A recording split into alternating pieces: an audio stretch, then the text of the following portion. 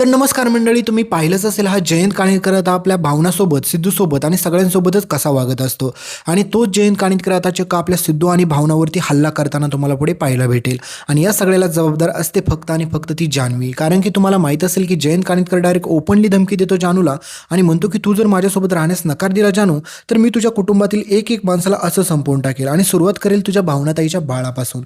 मग त्यावेळेस मात्र जानू घाबरून जाते. जानू म्हणते की तू असं जयंत करू शकत नाही. त्यावेळेस मात्र जयंत म्हणतो की तुला ट्रेलर पाहायचा असेल तर मी तुला दाखवू शकतो. आणि मित्रांनो, मी तुम्हाला आधीपासून हेच सांगत होतो की सिद्धू आणि भावनाने त्यांचं बाळ ज्यावेळेस त्यांच्याकडे येईल त्यावेळेस मात्र त्यांनी काही जरी झालं तरी ह्या दळवींच्या घरात नाही गेलं पाहिजे. कारण की हा जयंत त्यांना त्या ठिकाणी त्रास देणार म्हणजे देणार आणि हा जयंत पुढे तुम्हाला अजून जास्त त्रास देताना पाहायला भेटेल. तर पुढे आता सिद्धू आणि भावना ह्या दोघांनी पण लवकरात लवकर ते दळवींचं घर सोडलं पाहिजे आणि आपल्या स्वतःच्या हक्काच्या घरात आलं पाहिजे. आणि मित्रांनो, सिद्धू आणि भावना स्वतःच्या हक्काच्या घरात आली तरी त्यांना तिथे त्रास देण्यासाठी नीलांबरी पण आलेली आहे. त्याच्यामुळे आता मित्रांनो, सिद्धू आणि भावनाचं बाळ असं सुखाने वाढू देणार हे अजिबात देखील नाही आहेत. आणि मेन विषय म्हणजे सिद्धू आणि भावनाकडे जी मुलगी असते ती त्यांच्या हक्काची नाही आहे हे तुम्हाला आधीपासून माहीतच असेल. म्हणजेच ती मुलगी दुसऱ्याचीच असते. ह्या नीलांबरीच्या नालायकपणामुळे ह्या सगळ्या गोष्टी घडत असतात. आणि सिद्धू आणि भावनाचा त्यांचा हक्काचा मुलगा मात्र आता गायब केलेला असतो त्या नीलांबरीने. तर पुढे आता त्याची आणि सिद्धू आणि भावनाची कशी भेट होती हाच तर कानीतला सगळ्यात मोठा ट्विस्ट आहे. पण मित्रांनो, त्याच्या अगोदर हा जयंत चक्क एवढा वेडा झालेला, तो म्हणत असतो जानूला की काही जरी झालं तरी तुला माझ्यासोबत राहावंच लागेल, कारण की तू मी सोडून दुसरा कोणाचा विचार करू शकतच नाही. आणि मी नेहमीप्रमाणे सांगतो तुम्हाला की ह्या दळवींच्या लोकांच्यानी काय होणार नाही. आणि त्यांच्याच्यानी साधं त्या जयंतला अटक पण चांगल्या प्रकारे करता आली नाही, त्याला योग्य ती शिक्षा पण देता आली नाही. कारण तो जयंत आता मोक्कार फिरतोय. म्हणजे ह्याच्यातून किती चुकीचा संदेश गेला हे तुम्हाला चांगलं कळालंच असेल. आणि त्याच्यानंतर बिचारा विश्वा, ह्या जानूच्या प्रेमापायी तो बिचारायला वेळ लागायचं वेळ झालं. कारण की ह्या जानूमुळे आता बिचारा एवढा मोठ्या संकटात पुढे अडकणार आहे ना, ते पाहिल्याच्या नंतर तुम्हाला प्रचंड रागच येईल. तर आता पुढे लवकरात लवकर सिद्धू आणि भावनाने ते दळवींचं घर सोडलं पाहिजे आणि तिकडे गेलं पाहिजे. कारण का मित्रांनो, कारण की हा जयंत चक्क आता भावनाचं बाळ मारण्याचा प्रयत्न करतो पुढे. कारण की जानूला म्हणतो की हे बघ, मी असं मारू शकतो ह्याला, त्याच्यासाठी तू लवकरात लवकर एक काम कर, बॅग भर आणि माझ्यासोबत आपल्या घरी राहायला चल.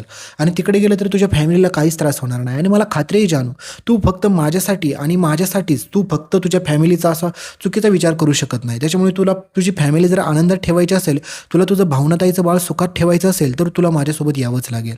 आणि मित्रांनो, परत ही जानू ह्या जयंतचा बळी पडते. म्हणजेच मित्रांनो, तुम्ही ही गोष्ट लक्षात घ्या, यामध्ये त्या जयंतची पण काहीच चूक नाही. कारण की जयंत, जर तुम्ही पाहायला गेलं तर एवढ्या चुका केल्या त्या जयंतने. जयंतला माहीत होतं त्याला आरामात शिक्षा होईल, काही पण शिक्षा होऊ शकते कडकमध्ये. पण ही जानूची एवढी वेडी आहे हे तुम्हाला चांगलंच कळालं असेल. कारण की ह्या जानूला साधा एक पुरावा सांभाळता आला नाही त्या जयंतच्या विरोधात, एक पुरावा. आणि ही त्याच्यासोबत लग्न करून त्याचा बदला घ्यायला निघाली होती. म्हणजेच मित्रांनो, काय बोलू हिच्याबद्दल आता.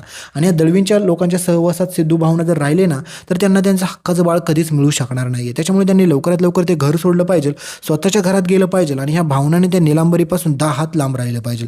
तर पुढे सिद्धू आणि भावनाच्या बाळाचं सत्य सगळ्यात अगोदर असं उघडकीस येतं. कारण की ही निलांबरी आता चक्क स्वतःच्या नवऱ्यालाच, म्हणजेच आपल्या अधिराजला म्हणते की तुम्हाला काय वाटतंय की खरंच सिद्धू आणि भावनाला मुलगी झाली असेल? असं अजिबात पण नाही. ती ज्या मुलीचा सांभाळ करतात ना, ती त्यांची मुलगीच नाही आहे.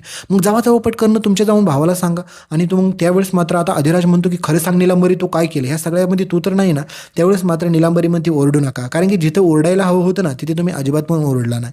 त्याच्यामुळे आता तुम्हाला कसं आहे ना, काही सांगणं चुकीचंच आहे. त्याच्यामुळे एक गोष्ट लक्षात घ्या, आता ज्यावेळेस माझा मुलगा ह्या घरात जन्माला येईल ना, त्यावेळेस मात्र गप्प बसा, त्याचा गप स्वीकार करा. आणि त्याच्यानंतर बघा या निलांबरीचा वट ह्या घरातला. पुढे निलांबरी बोलता बोलता तिच्या नवऱ्याला सांगून जाते की सिद्धू आणि भावनाचं बाळ मी संपवलं. आणि हे कळाल्याच्या नंतर मात्र अधिराज रडायला लागतो. आणि मग बिचाऱ्याला काय कळणार आता, तो म्हणतो की मी हे सांगू तरी कसं सिद्धू आणि भावनाला. आणि त्यावेळेस मात्र कोण विश्वास ठेवणार माझ्यावरती. ह्या सगळ्या गोष्टी आता पुढे उघडकीस येताना तुम्हाला पाहायला भेटेल.